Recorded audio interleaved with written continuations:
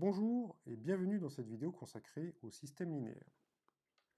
Notre objectif dans cette vidéo sera d'apprendre à résoudre un système linéaire par la méthode de Gauss. La méthode de Gauss consiste à effectuer des éliminations successives de variables dans les équations en effectuant des opérations sur les équations. Elle est basée sur le résultat théorique suivant, qui nous dit qu'on ne change pas les solutions d'un système si on effectue l'une des trois opérations suivantes. Tout d'abord, les solutions d'un système ne changent pas si on échange deux équations. Si on remplace la première équation par la seconde et la seconde par la première, on a toujours les mêmes équations, simplement dans un ordre différent, et bien évidemment les solutions ne changent pas.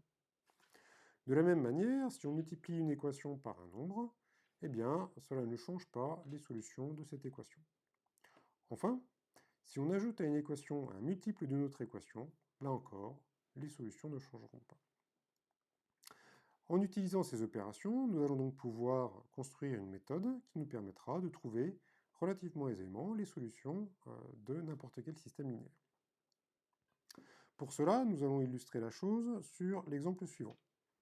Nous avons ici un système qui comporte trois équations avec trois inconnues qui sont x, y et z.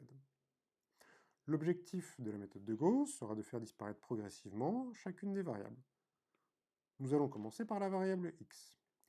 En utilisant la première équation, on va faire disparaître x dans la seconde et la troisième. Les opérations que nous avons besoin de faire, c'est de faire la deuxième équation moins la première, la troisième équation moins la première.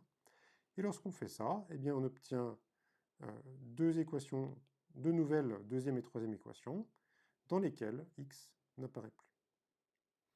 Cette étape étant faite, nous allons maintenant procéder à la suite en faisant disparaître la seconde inconnue, c'est-à-dire y, dans la troisième équation.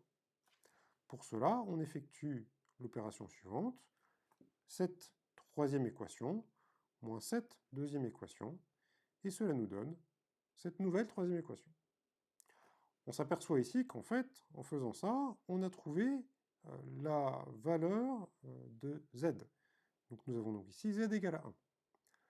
Maintenant, pour remonter et trouver les valeurs de x et y, eh bien, on utilise cette équation pour trouver y. Donc cette équation, quand on remplace z par sa valeur, ça nous donne l'objet qui est ici. Et donc, en résolvant, on trouve y égale à 2.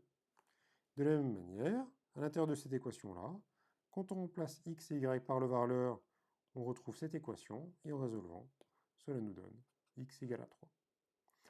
Notre système admet donc une unique solution, qui est x égale à 3, y égale à 2, z égale à 1.